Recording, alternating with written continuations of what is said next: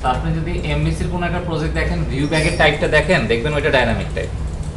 কোনো সময় যদি দেখেন আপনার পরবর্তীতে আসবে এরকম যে ভিউ ব্যাগের টাইপটা আসলে ডাইনামিক টাইপ। ওইটার সাথে যদি আমরা অ্যালাইন করি ভিউ ব্যাগে ডট দিলে কোনো একটা প্রপার্টি লিখলে অটোমেটিক্যালি প্রপার্টি আসে। কিন্তু আমাদের কোশ্চেন হচ্ছে এইটার ভিতরে ডট দিলাম, অ্যাড্রেস লিখলাম, দিতে চাইলাম তাকে নতুন একটা প্রপার্টি, সে নিল না কেন?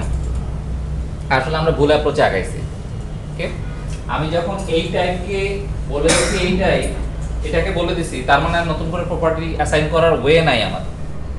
আমি তাকে কিন্তু টাইপ বলে দিছি যে তার টাইপ এইটা, সো এখানে নতুন করে প্রপার্টি অ্যাসাইন করার কোনো ওয়ে নাই, বিকজ আমার এই টাইপটা আসলে মেইন টাইপ। বাট প্রবলেম কোথায় হচ্ছিল, অ্যানোনিমাস টাইপ দিয়ে বা এই অবজেক্টটা দিয়ে আমি এইটার এগেইনস্টে কোনো ভ্যালু সেকেন্ড টাইম যদি দিতে চাই ওই অবজেক্টের ক্ষেত্রে, তাহলে তখন আমি ডাইনামিকে ভ্যালুটা অ্যাসাইন করে নিলাম, দেন আমি 22.acid দিয়ে তার ভ্যালু চেঞ্জ করতে পারতেছি।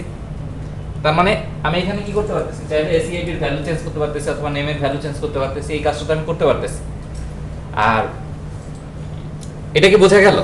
না, আমরা কিন্তু চাইলে পরবর্তী ওই ভ্যালুটা চেঞ্জ করতে পারতেছি। এখন ওই যে ভিউ ব্যাগ যেভাবে কাজ করে এটা কেন সেভাবে কাজ করলো না? বিকজ ভিউ ব্যাগের যে টাইপটা ওইটা ডাইনামিক টাইপ, বাট ভিউ ব্যাগের যে অবজেক্টটা সেটা একটু ডিফারেন্ট। এটা তো অ্যানোনিমাস অবজেক্ট, জি, ওইটার অবজেক্টের একটু ডিফারেন্ট অবজেক্ট, সেটা আসলে ডাইনামিকের কাছ থেকেই আসছে। আমি সেটা একটু আপনাদের দেখাই দিচ্ছি। হ্যাঁ, ধরেন আমি বানাইলাম ডাইনামিক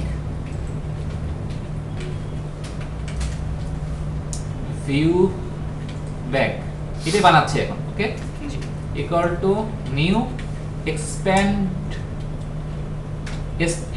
অবজেক্ট। এই জিনিসটা কিন্তু আমি লিখিনি, C#। এটা ওই যে ডাইনামিক যে নেমস্পেসে যেখানে আছে সেখানে এই জিনিসটা লেখা আছে। এই এক্সপ্যান্ড অবজেক্ট যে টাইপটা এটা আসলে ওইরকম বিহেভ করে, তাকে আপনি যত প্রপার্টি বানাবেন সে তত নিবে। সেই প্রপার্টিগুলো সে নিজের মতো করে অ্যাসাইন করে নেবে। তো আমরা ওইটা একটু দেখি। আমি লিখলাম viewbag.acid equal to viewbag.name equal to viewbag.address equal to Dhaka. ওকে, দিলাম তো। সো এটা এখন কি ডাইনামিক টাইপ, 22 কি ডাইনামিক টাইপ, ফাইন। ট্রেনি কি acid name anonymous type. Anonymous type। এখন আমি যদি এই ভিউব্যাগটাকে এখানে অ্যাসাইন করে দিই, সে নিবে, সে কিন্তু নিছে, নেয় নাই যে এখানে, জি, বিকজ এটা ডাইনামিক। সিস্টেম এখনো ট্র্যাক করতে পারতেছে না যে এর কাছে কি কি প্রপার্টি আছে, আচ্ছা, সিস্টেম জানে না। সিস্টেমের কাছে এই ইনফরমেশন নাই যে ভিউব্যাগের কাছে কি কি ইনফরমেশন আছে। সে যদি পরবর্তীতে রান টাইমে গিয়ে ম্যাচ পায় যে এই টাইপের কি acid এবং নেম আছে, হুম, এই ভিউব্যাগের কাছে যদি সে acid এবং নেম ম্যাচ পায়, that's okay for that.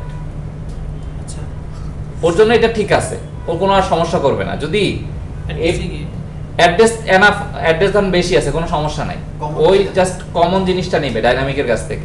So আমরা যদি এখন দেখেন রান করি জিনিসটা, সে আগের মতোই শো মেথডটা কল দিচ্ছি, এটা জাস্ট কমেন্ট আউট করে দিই। সো শো মেথডের ভিতর কি হওয়া উচিত এখন, কয়টা যাচ্ছে, কে কে যাচ্ছে?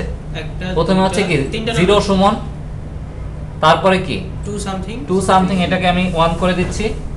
তারপরে ওকে, 2 column, 2 কালাম।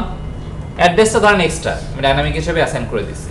সো আমি জাস্ট এখন যদি রান করি, আসছে। something column। সো ভিউব্যাগের যে টাইপটা তাহলে সেটা কি টাইপের, এক্সপ্যান্ড অবজেক্ট টাইপের। জি, সেটাও ডাইনামিক টাইপের, বাট সে তার কাছে যে অবজেক্টটা নিয়েছে সেটা আসলে এক্সপ্যান্ড অবজেক্ট টাইপের এবং তার বিহেভ হচ্ছে এরকম, ইচ্ছামতো প্রপার্টি অ্যাসাইন করতে পারবেন। সো ডাইনামিক নিয়ে যদি আরো আগ্রহ থাকে আপনারা একটু গুগল সার্চ করবেন, ইলাস্টিক অবজেক্ট নামে আরেকটা আছে, আরো ভাস্ট লেভেলে কাজ করা যায়। ডাইনামিক টাইপের অবজেক্ট বানায়, এরকম প্রপার্টি বানায় আপনি ভিউতে পাঠিয়ে দিতে পারেন, ভিউতে আবার জেনারেট করতে পারেন ডাটা।